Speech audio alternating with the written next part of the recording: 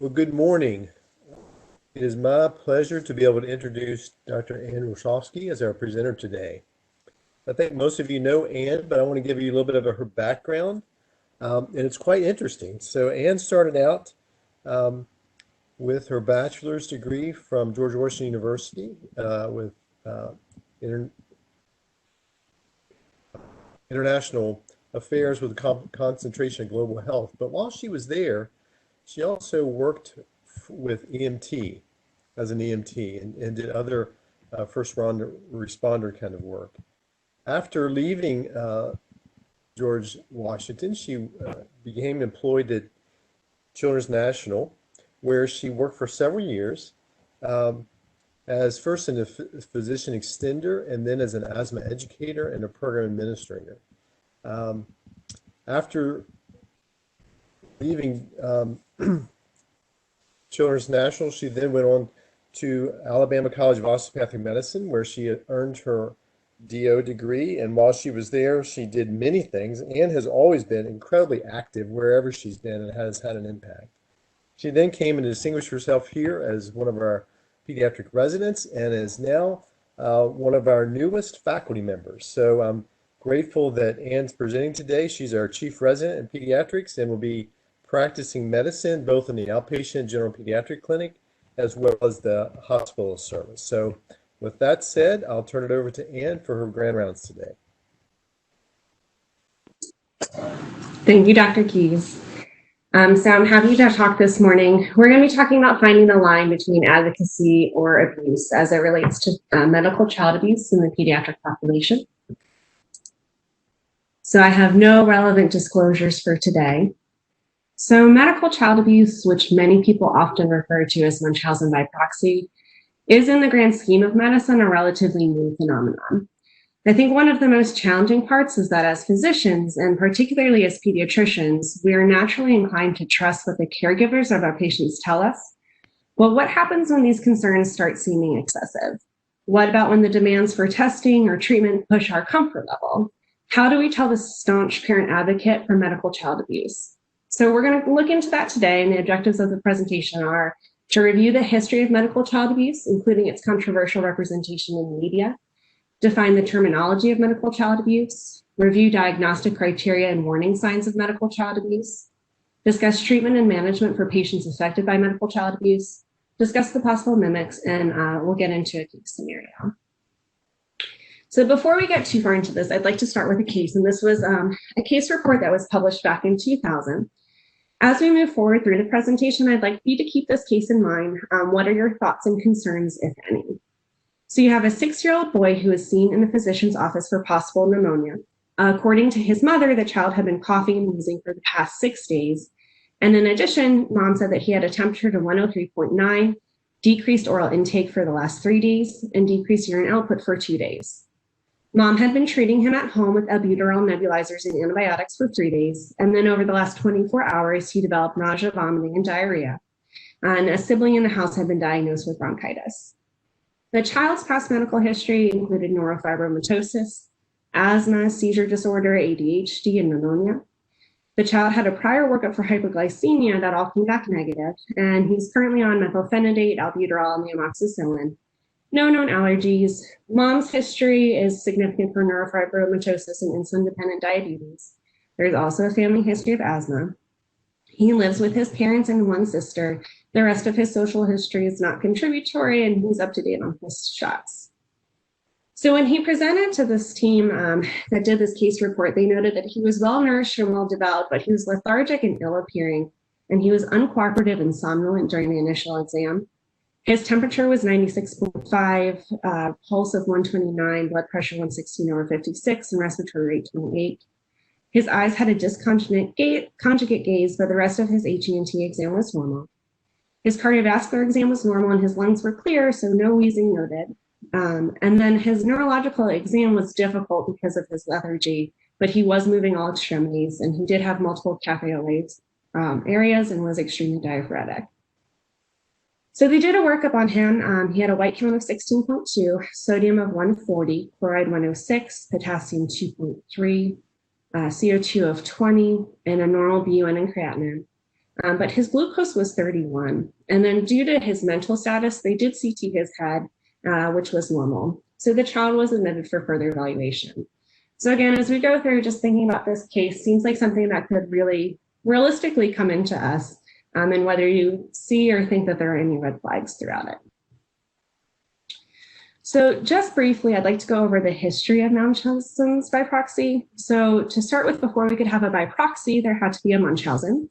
So I'd like to introduce you all to Baron von Munchausen.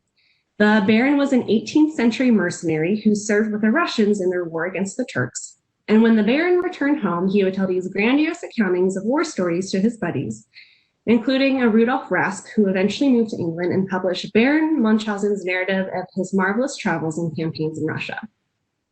So then we fast forward to 1951, when an English physician, Dr. Richard Asher, first described, quote, a psychiatric disorder wherein adults gave dramatic and untruthful medical histories, accompanied apparent acute illness, most of which were ultimately found to be made up of falsehood, the patients having deceived an outstanding number of other hospitals. So due to their similarity in embellishments, we ended up with the diagnosis of Munchausen syndrome. It wasn't until 1977 that Munchausen by proxy was first described as a disorder where the children were victimized by adult perpetrators, often their own mothers. The first description was done by Dr. Roy Meadow in Munchausen syndrome by proxy, the hinterland of child abuse. Interesting, Dr. Meadow would go on to be knighted for his work in this area, but also had a lot of controversy surrounding some of his future testimonies in court cases and whatnot. So just a little background for you all. So we'll get into the differences between medical child abuse and Munchausen by proxy in a minute, but no matter what term you decide to describe it by, there's no denying that there has become a fascination with this disorder. From fictional representations like in The Sixth Sense, I don't know if you all recognize the part of the film where the mom's poisoning the girl's cereal, to dramatizations of true stories about medical child abuse, such as In the Act, to documentaries of about the victims of this abuse and what their long-term psychological damage is. The fact is that this is an area where the media finds sensational. The flip side to this curiosity and preoccupation the media has with Munchausen by proxy is the microscope under which it puts physicians. There's no shortage of examples in the news media of doctors who, quote, took away a mother's children or unfairly separated a family. With these headlines in particular, I'm not personally knowledgeable with the cases, which is why I've blacked out the physician names and some details. But while some of the articles may truly reflect physician abuse of power, there are also those that inaccurately reflect the physician role in recognizing and diagnosing medical child abuse. So as with all things in medicine and healthcare that become sensationalized in the media, we as providers need to be both on the lookout for true victims of this and well-versed in how to assess them, how to appropriately document the clinical criteria that they are meeting to support our diagnosis, and how to work within our system and community to provide them the care that they need. So we'll try and focus on this throughout the rest of the presentation. So throughout the course of this talk, you'll hear me refer to Munchausen by proxy and medical child abuse rather interchangeably, though that's not the most precise way to refer to things. So let's pause and talk about some of the definitions. Since 1977, the term Munchausen syndrome by proxy has largely been used to define medical child abuse. With growing recognition of the problem, several alternative names have been coined, including pediatric condition falsification, factitious disorder by proxy, child abuse in the medical setting, and caregiver fabricated illness.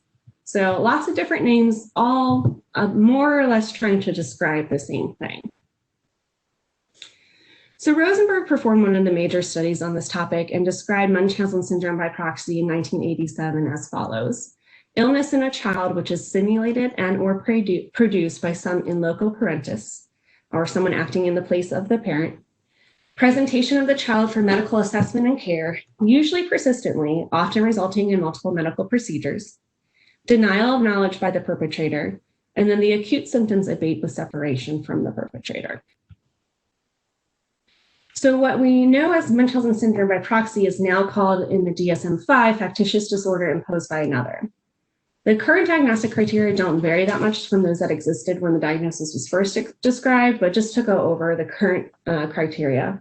So it includes falsification of physical or psychological symptoms or induction of injury or disease in another associated with identified deception. The individual presents another individual, the victim, to others as ill, impaired, or injured. The deceptive behavior is evident even in the absence of obvious external rewards. And the behavior is not better explained by another mental disorder, such as delusional disorder or another psychotic disorder. And I think it's important to note that the perpetrator, not the victim, is the one who receives the diagnosis for this. So what's with the interchange between this and medical child abuse? In 2009, Drs. Rosler and Jenny published the book Medical Child Abuse Beyond Munchausen by Proxy. In it, they define medical child abuse as a child receiving unnecessary and harmful or potentially harmful medical care at the instigation of a caregiver. In attempting to shift the terminology, they aim to change the mindset of physicians to focus on the harm done to the child. Specifically, medical child abuse identifies what abuse and how medically a child has been harmed instead of focusing on what the motivation of the perpetrator is. And when we talk about harm in these cases, let's keep in mind that this can be a broad definition, including unnecessary testing or painful procedures, isolating them from others, or exploitation as they're being portrayed as sick. By directing our attention to these harms and by moving on from the perpetrator's motivations or diagnosis, we can then focus on how to best treat the child. So I'm sure some of you are looking at this list of harm and seeing unnecessary testing and maybe thinking, well, I always swap little Johnny for strep because mom is really pushy. So on the spectrum from medical child abuse to medical neglect, there is a normal range of spectrum of care-seeking parents defined by Emerson and Postlethwaite in 1992. So the range goes from lackadaisical about treatments or symptoms and parents who are overly anxious about trivial symptoms. So there's somewhere a happy medium in between those two, but there is a wide range. So how common is medical child abuse? The answer is that we don't really know. Studies have varied in their reporting of incidents, with some estimating 0.5 to 2 cases per 100,000 in those less than 16, with a high rate of 2.8 per 100,000 in children less than a year. Prevalence is also not clear, but with studies showing rates less than 1% in primary care settings, up to 13% in specialty centers. Admittedly, those numbers are from an older study in 1996, and the incidence both now and at that time that the study were completed is likely higher.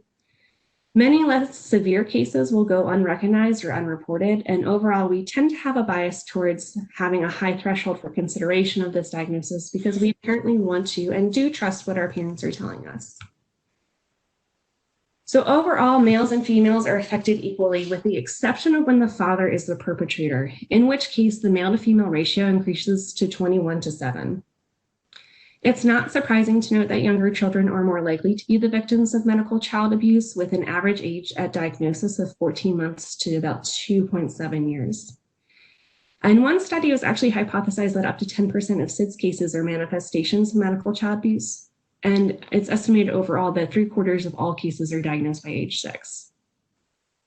That being said, there is a delay between onset and diagnosis of anywhere from 15 to 22 months. So that's a pretty good lag. And that's based off of what we know, and the availability of this information is limited. As children get older, generally speaking, they can become more independent and therefore less likely to be a victim. However, it's interesting to note that some of these children who have been victims of long-term medical child abuse may take on this sick role themselves. Siblings of children who are victims of medical child abuse are at a high likelihood of being victimized themselves. And overall, the mortality rate for medical child abuse has been reported to be between 6 and 9%. So we've talked a little bit about the demographics of what the victims look like, but what about the perpetrators? What do they look like? Generally speaking, the perpetrators are young, about 25 to 31 years old, and female. The ranges of females have been reported between 85 and 98%. Depending on the study, there is some variation with this, with early studies suggesting that this was exclusive to females, though we know now that's not to be true. Mothers are still the majority, though, accounting for about 77 to 100%, with birth mothers making up 98%. Fathers account for 6.7%, and again, are more likely than their female counterparts to victimize their sons. 43 to 79% of these people are married, although there's a significant portion of these in the studies that show that there's been unhappiness or discord in the marriage. The perpetrators have anywhere from about 22 to 79% chance of having had a history of sexual or physical abuse themselves. And I think, not particularly surprisingly, there's a wide range of psychiatric history on behalf of the perpetrators, with personality disorders accounting for anywhere from about 9 to 75%, mood disorders 5 to 50%, somatoform disorders 52 to 72%, and factitious disorder imposed on self or Munchausen syndrome 29 to 64%. It was interesting to note that across all the articles, there is reference to about the fact that about 14% of perpetrators will report employment or training in a healthcare profession, with nurses being 27 to 44%, nursing assistants 20%, medical office workers 3%, and social workers 2%. So that gives them some knowledge of the vocabulary that most lay community does not possess, and it allows them to select red flag words that get our attention and drive us to do more. On top of that, as Rosenberg notes, an overwhelming number of mothers were described as having an affable and friendly demeanor and being socially adept. So, of course, we're going to trust what they say when they come to us in the beginning. So now we've given you a description of the characteristics of the typical perpetrator. The problem is those details probably describe about 90% of the parents we see. And one of the biggest reasons that it takes so long to diagnose medical child abuse is that we often don't consider it in our differential diagnosis. So let's review some of the warning signs.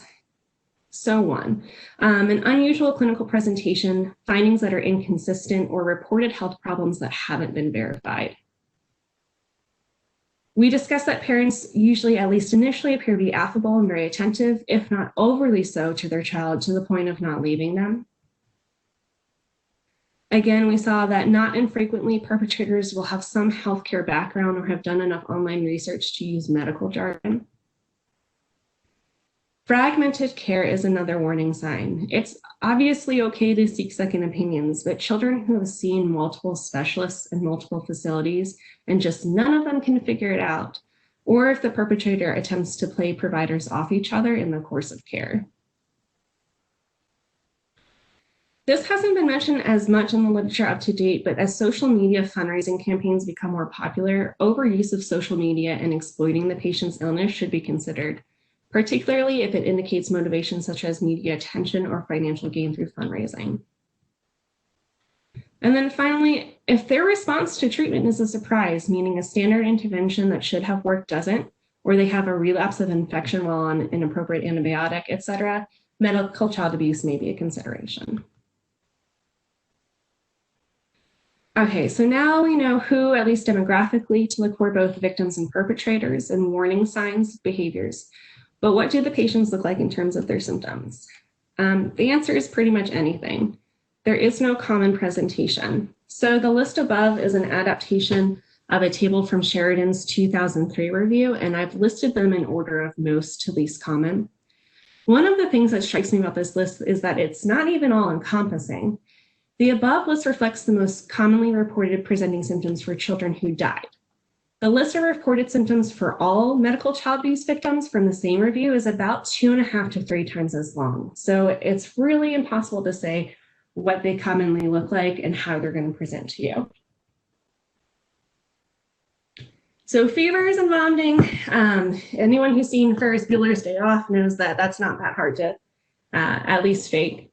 But we live in the age of easy and instantaneous access to information, regardless of whether or not it's accurate. So remember earlier, we discussed that it's not just symptoms that may be reported, but that the perpetrator may claim the child has a diagnosis that either 1, has never been confirmed, 2, is compiled by a set of symptoms that is easy to simulate, or 3, is extremely unlikely to be confirmed.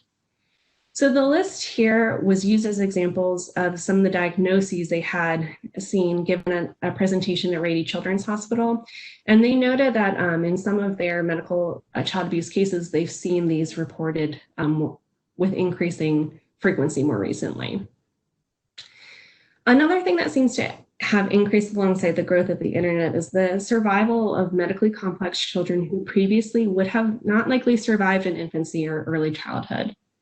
So we now have a growing population of patients who may be former NICU babies or have other real underlying disorders, but who are extremely vulnerable for this type of abuse because of their true medical history, compounded by the fact that they may have developmental delays that make them, again, increasingly vulnerable as nonverbal infants and children. So when we talk about methods of abuse, so you can do fabrication by words or fabrication by hands. So fabrication by words is a little bit harder for the perpetrators to do in terms of getting further workup and buy-in from medical providers, but it does still account for about 46%. Fabrication by hands is more frequently used, so stimulation of the symptoms in about 22% of cases, and induction of symptoms in about 57.4% of cases. Most commonly, suffocation, drugs, and poisoning are what's used for induction of symptoms. In about 54% of cases, if the child was hospitalized, the perpetrator continued to fabricate symptoms while the child was hospitalized. And ultimately, in about 14% of cases, the victim ends up colluding with their abuser. So diagnosis of medical child abuse is not necessarily easy. And as mentioned a few slides ago, it's made even more complicated by the fact that as many as 30% of children diagnosed as having medical child abuse also have an underlying illness, which makes distinguishing illness versus abuse very difficult. So how do we diagnose medical child abuse? The first step should be the easiest, but I think that for many of us, it proves to be the most difficult, and that is including it on the differential. We often treat medical child abuse as a diagnosis of exclusion, and while it's not a common etiology of our patients' complaints, definitely more of a zebra than a horse, if we don't think to include it on the differential, we're not going to make the diagnosis. So this is one of the reasons that, as we mentioned before, there is such a delay between onset of symptoms and diagnosis. So once you include it, you have to ask, is the child being hurt by unnecessary care? You don't want to focus on whether or not the caregiver fits, per se, the profile of an abuser, because like we said, that could count, the profile of an abuser can account for a large number of the people that we see. And you want to pay attention to your indicators. So we talked about warning signs before, but just again to review some of the indicators, these were noted most recently in an AAP article that was published in February 2020. So a diagnosis that doesn't match the objective findings, inconsistent histories, signs, and symptoms that are present only in the presence of one caregiver, failure of the illness to respond to normal treatment, the caregiver insists on invasive procedures, the caregiver does not express relief or pleasure when told the child does not have a particular illness or improves. The caregiver or sibling have a history of unusual or unexplained illness, and then doctor shopping. So these indicators are helpful. Another study published in Hospital Pediatrics in 2013 by Grenier et al. Attempted to develop a 15-item medical child abuse screening tool. This screening tool looked at both characteristics of the perpetrators as well as reported symptoms and objective findings. So you can see the whole list here, but we'll go ahead and highlight some of the more interesting things and how they categorize them. So the findings highlighted in yellow represent the most predictive caregiver items, with caregiver has a personal history of child abuse, the highest, followed by features of Munchausen, and then if they leave AMA, that was very predictive. The pink highlighted reflect the patient predictive items, with the greatest being that the illness abates when away from the care of the caregiver. So that's not particularly surprising. And then lastly, the predictive illness characteristics that were most noted to be bruising or trauma to the face or neck, toxic drug levels, and then chronic vomiting or diarrhea without a definite diagnosis. So once you've added medical child abuse to your differential and noted some of the indicators as present in your patient, how do you confirm the diagnosis? Unfortunately, there's no specific test to confirm the diagnosis. When medical child abuse is suspected, the AAP's Committee on Child Abuse and Neglect recommends asking, Are the history, signs, and symptoms of the disease credible? Is the child receiving unnecessary and harmful or potentially harmful medical care? And if so, who is instigating the evaluation and treatment? So these are meant to be asked as an aid in making the diagnosis. If the answers to these questions support the diagnosis, it's important to then start working towards confirmation in an interdisciplinary approach. So you should include the medical providers, of course, social workers, and even school teachers where it's applicable. By speaking with other medical providers who have been involved in the patient's care, you can confirm true diagnoses as perpetrators may adopt as part of their illness list, possible diagnoses that have been mentioned by other providers, but again, never confirmed. And of course, this team approach allows you to elicit concerns from others who have been involved in the victim's care. So in addition to your interdisciplinary team approach, you'll want to complete a thorough review of the patient's medical records. While doing so, it's important to note reported complaints of signs or symptoms that are difficult to verify after the fact, such as apnea, pain, feeding intolerance, or diarrhea.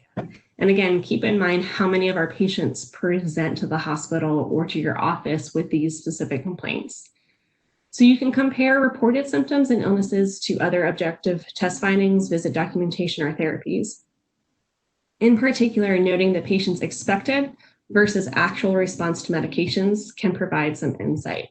So again, if you have a patient who's been on antibiotics for an infection and suddenly they start spiking fevers again and are growing something else, you need to consider alternative explanations. So of course, in trying to obtain medical records, HIPAA regulations should be followed and all efforts should be made to obtain the release for medical records from the caregivers.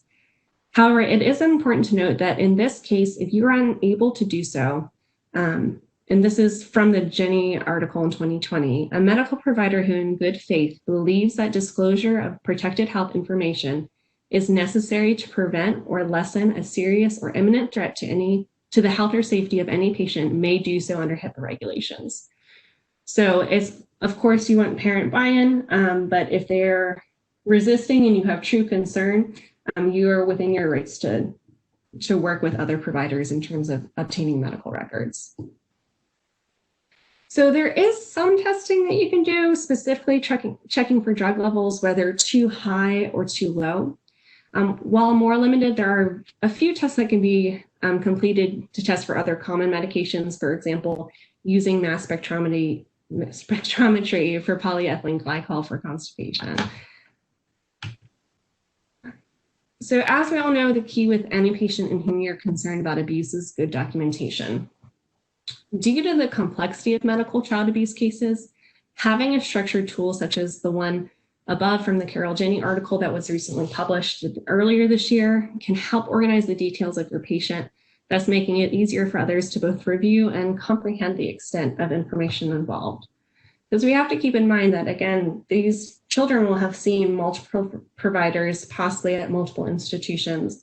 And so that can be a lot of information to synthesize and review. So while hospital admission is not necessarily required for diagnosis, it can be helpful. The odds of being able to effectively establish the diagnosis in an outpatient setting are limited. Admitting these children to the hospital allows for the direct observation of both the child's symptoms and the patient-caregiver interaction. Though remember, like we said before, that more than half of perpetrators will continue to fabricate these illnesses during hospitalization. Likely to the caregiver's frustration, their role in actively providing the patient's care should be limited during this hospitalization. While we often find that these caregivers are overly involved in the actual provision of care, so they have to be the ones to give the meds, they have to be the ones to set the feeding pump, etc. In children who are hospitalized with suspicion of medical child abuse, the caregiver should be restricted from administering feeds or medications, as well as from using medical devices without nursing supervision. CPS involvement is often necessary to allow for therapeutic separation of the victim from the suspected perpetrator. There are really no clear guidelines on how long separation and or hospitalization need to be, other than it must be for a sufficient amount of time to assess that the patient's symptoms and whether they persist or respond appropriately to treatment when out of the care of the perpetrator. And the most important thing throughout hospital admission, should you choose to, is communication is key between the providers, nursing, social work, anyone who's involved in the case. Again, there's always concern that either the perpetrators will misinterpret or mislead other people, misrepresent what's been told to them, or try to play members of the team off each other. So cohort video surveillance. This was been in development for quite a while. There was a study performed in the UK from June 1986 to December 1997, so quite a long study. And it was published in 1997 that looked at 39 patients with suspected medical child abuse who underwent covert video surveillance. So 36 of them were referred for ALT, which we now know as BRU. And it compared them to 46 control children who had recurrent physiologic causes of ALT, such as seizures, respiratory issues, etc. So covert video surveillance confirmed the abuse in 33 of the 39 cases, with intentional suffocation observed in 30 of the patients. So again, like we said, the parents will continue to perform their acts while they're hospitalized. So other abuses that were witnessed included poisonings with disinfectants or anticonvulsants, as well as fractures. Additionally, bleeding from the mouth or nose was reported in 11 of the 38 ALTs that were with covert video surveillance, but none of the control groups. We mentioned before that siblings are at higher risk for medical child abuse. This study showed that 12 siblings of participants in the study had previously died suddenly.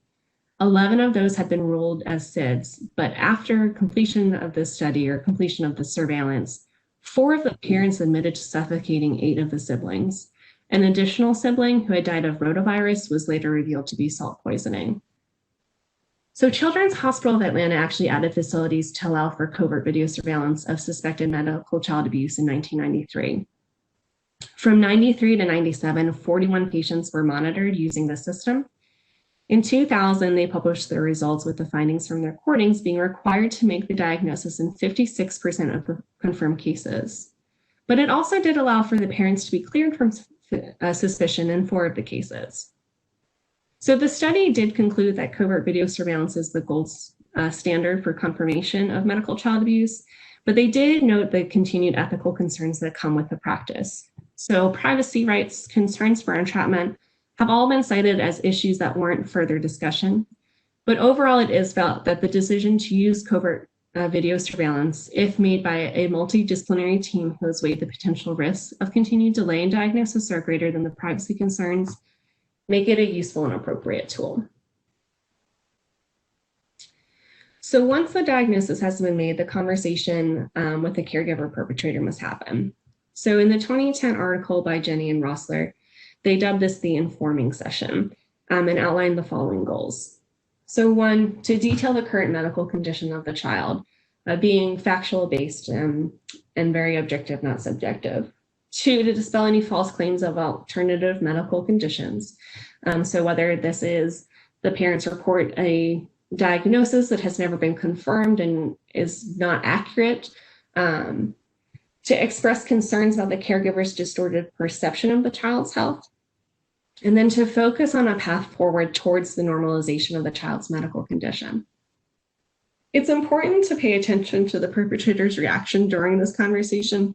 If they hear that their child does not have all these complex medical issues and they appear disappointed, this can be further confirmation of the diagnosis.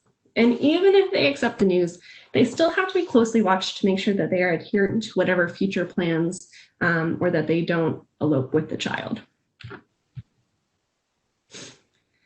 So in any case of child abuse, due diligence has to be done to make sure that children are not falsely diagnosed as victims of child abuse when in fact they're having an underlying medical disorder. This is the same reason that we check labs for osteogenesis imperfecta or bleeding disorders in children who present with suspect fractures or head bleeds. But our patients with rare or controversial diagnoses pose an extra special challenge. One area where we're starting to see more diagnoses is with mitochondrial diseases. Because this is a clinically heterogeneous group of disorders that may involve multiple organ systems, the diagnosis is not as clear-cut. To make things even more unclear, there can often be overlapping medical conditions with this. And while testing is available, including molecular genetic testing of DNA and whole exome testing, these can be expensive, and often we can see mitochondrial disease labeled in patients without the confirmatory testing. Other diseases, some more accepted and scientifically proven than others, such as chronic Lyme, however you take it, and pandas, present similar challenges. In any rare disease, particularly those that have variation in their presentation, we have to consider the question of true disease versus the possibility of imposed disease. As such, taking into account the accuracy and availability of testing, cost burden, etc., we are sometimes stuck between allowing symptomatology and anecdotal reports to guide diagnosis or treatment, or sticking to the evidence-based practice guidelines. Our goal, of course, is always to do no harm, so looking for those warning signs or indicators in these real but rare cases to make sure that we're not missing one or the other is important.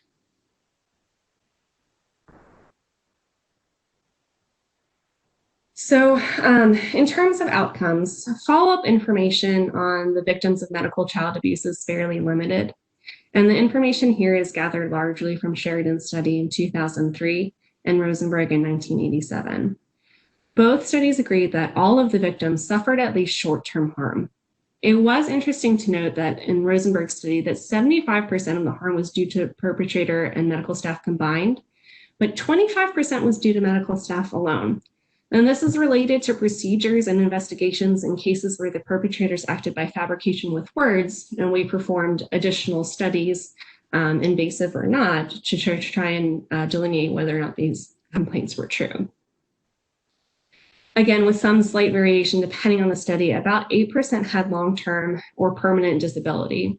So these included necessity for multiple esophageal surgeries and impairment of GI function, serious psychiatric problems, destructive joint changes in a limb, and intellectual disability with cerebral palsy and cortical blindness. An additional subset of victims are also predisposed to long-term medical complications due to repeated abdominal surgeries performed, including laparotomies, colectomies, or ileostomies. We talked a bit before about presenting symptoms in patients who died. And again, just want to reiterate that the estimated mortality rate for these victims is 6 to 9%, with an average age of death around 18 months. So not surprisingly, CPS reports and removals occur with these victims, though the rates for about 35% for reporting and 32% for removal from the perpetrators are likely low, as the data that they're gleaned from are based off of medical reports that didn't focus on the social outcomes. So had these patients been followed up longer in terms of their social outcomes, we would expect those numbers to be higher. I don't think anyone here would be surprised that there are significant long-term psychological impacts on the victims. However, as long-term follow-up of these victims has been minimal, we don't have good data on exactly what their later diagnoses are, other than they include anxiety, depression, and of course, PTSD. In Rosenberg's study, though, he did note the patients being described as having severe withdrawal, preoccupation with being poisoned and attacked, mild emotional disturbance related to fear of bleeding and death, and preoccupation with bodily integrity, the maternal relationship, loss, death, aggression, and vulnerability. So again, I don't think any of these outcomes are particularly surprising, but they're significant and can be debilitating for these victims. So again, very limited information on the outcome of these cases, and in particular for the perpetrators, but Rosenberg did have some interesting findings. In his study of the 97 perpetrators, 15% ended up fully admitting to the fabrication of illness, with an additional 7% giving at least a partial admission. 18% of them totally denied it, but 60%, a huge portion, we don't know what the outcome was, if they eventually admitted it or not. He did find that 12 of the perpetrators were suicidal, 7 had become suicidal before their disclosure, and 5 after. And then in terms of criminal convictions, it's really largely unknown. 87% of the outcomes in terms of conviction were unknown.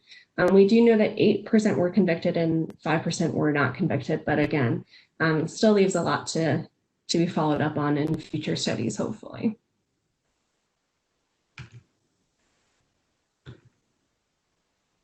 Okay, so just as the approach to diagnosis requires a disciplinary approach, so does the approach to treatment. So the children will need to be addressed in terms of both the physical and psychological impacts of their abuse. From the physical standpoint, one of the first decisions that has to be made is what therapies need to be weaned. But to do that, as physicians, we have to consider which diagnoses in this child were fabricated and which were real. Again, 30% of these children have real underlying illness, and so it can be a little bit difficult to tease out what's what. Generally speaking, removing the interventions that are most invasive or dangerous to the patient is a good starting point, such as an unnecessary central line or G-tube. From a psychological standpoint, early access to counseling and psychiatric care is crucial. Again, the data on what exactly works in terms of the type of therapy is very limited. But from a psychological standpoint, there are additional factors that have been shown to have more favorable outcomes for these children. So a study performed by Booles in '93 identified some of these, though the study size did not actually allow them to say with certainty if they were statistically significant. Nonetheless, some of these favorable factors for outcome include continuous positive input from the spouse of the perpetrator or grandparents, so presumably from the non-perpetrator father or mother. Successful short-term foster care before returning to live with the offending caregiver. The offender's long-term therapeutic relationship with a social worker. Successful remarriage for the offending caregiver. If you remember, we mentioned that many of these children were in unhappy married households to begin with. Early adoption of the victim, and then long-term foster care placement. So one of the goals is to preserve the family if the child can be safe, but this means that the perpetrator also requires treatment. If you have an offending caregiver who is amenable to treatment, day treatment programs that include family, group, and individual therapy can be successful. And of course, addressing any underlying psychiatric diagnoses in this caregivers is key. Just as there are indicators for positive outcomes in children, there are also indicators in the perpetrators who will respond successfully to treatment. So one, if the abuser admits to the abuse and has been able to describe specifically how he or she abused the child, if the abuser has experienced an appropriate emotional response to his or her behaviors and the harm that he or she has caused the child, the abuser developed strategies to better identify and manage his or her needs to avoid abusing the child in the future, and most importantly, that the abuser has demonstrated these skills with monitoring over a significant period of time. All right, so back to our case. If we were live and not in COVID times, I would have liked to do more discussion, but I know that that's difficult with WebEx. But I'm sure some of you might have some guesses as to what happened with this child. So following multiple dextrose boluses, his blood sugar did rise appropriately, only to fall again. And they noted that it was interesting that it fell again after the physician left the room. Over the next 48 hours, his blood sugar level normalized again. On day 3, the child's mother was informed that they would be stopping dextrose-containing fluids. That night, the child's blood sugar dropped into the high 40s despite repeated attempts to bring it back up. And then curiously, once the day shift started, the child's blood sugar level again normalized. Very early the next morning, his blood sugar level again dropped, this time into the 30s with poor response to appropriate measures. They obtained critical labs, including growth hormone, cortisol, insulin, C-peptide, and lactate. The child's blood sugar level continued to fluctuate despite aggressive management. And of interest, it's noted that during this episode, someone noted that the IV tubing was leaking, and on an inspection, it looked like a hole had been created in the tubing by a needle. Once the blood sugar level normalized again, dextrose was removed from the IV solution. Without the mother's knowledge, however, the IV bag was intentionally mislabeled to suggest that the child was continuing to get glucose in the IV fluids. And then the child's blood sugar levels remained normal while mom was believing that they were getting dextrose-containing fluids. So suspicions that the mother was injecting some of her insulin into the child's IV access were triggered by the fact that her son's abnormally low blood sugar levels occurred only when she was in the room. The mother also voiced concern that her child was becoming a diabetic just like her, and the child knew how to perform his own finger prick for glucose monitoring.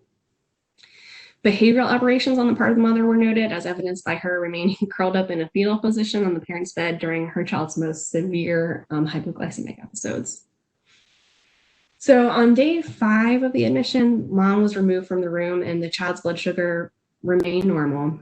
The lab results they got that day from the critical labs that had been drawn earlier showed a insulin level of 9,776. The normal range for that is 5 to 25, and a C-peptide level of 0.5, which is just a touch low. So the mother expressed concern about her child's blood sugar level and admitted to covertly administering insulin to the child. So the child was removed from mother's custody and he did make a full recovery. All right. So I know we have to have a question. All right. So a 4-year-old girl is seen for a health supervision visit. Her previous visit was at 36 months of age. She has had a gastrostomy tube since 10 months of age. It was placed because of poor weight gain and choking with oral feeds. Her mother reports that she's been in and out of the hospital for various problems, including recurrent febrile seizures, persistent vomiting and abdominal pain, gastrostomy site infections, and unexplained hypoglycemia, tachycardia, and hypoxia. She's gone EEG and abdominal ultrasound multiple times. In addition to endoscopy and colonoscopy, all results were normal. She's had muscle biopsies to assess for mitochondrial abnormalities, which are pending. She's followed by 3 specialists at the local children's hospital. She asked for referrals to a different children's hospital because her current specialist can't figure her out. She also requested a referral to a surgeon for a central line placement because of previous difficulties securing an IV line, and a wheelchair because of excessive falling and fatigue. The girl is talkative and engaging. Her exam is normal. She exhibits appropriate developmental skills. Her discharge summaries are reviewed. They state that the seizures, vomiting, and episodes of pain occurred prior to hospitalization and then resolved upon admission. There is no mention of abnormal serum glucose levels or abnormal vital signs. So of the following, the most appropriate next step of management is to contact the child protection team at the local children's hospital, to grant the mother's request to replace her daughter's current specialist, but not for surgery evaluation or the wheelchair, to refer the family to state welfare agency if the biopsy indicates no mitochondrial disorder, or to request that the mother find a primary care provider who's better equipped to handle complex patients. So some of you have answered, and yes, A would be the correct answer. This is a prep question, and it pretty much hits every red flag that we've gone over today. So yes, you should have high concern for medical child abuse in this case. These are my references. Any questions? And I see Dr. Finkler has a question in here.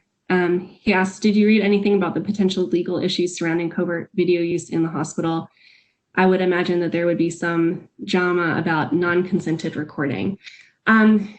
So again, mostly what I read was about concerns for privacy rights and then entrapment. In the case of, I've not found any specific cases where the perpetrators were able to win any type of legal action because the decision was made by a multidisciplinary team, and usually their ethics committees are involved as well. So I've not found anything in terms of any outcomes in favor of the perpetrators or alleged perpetrators.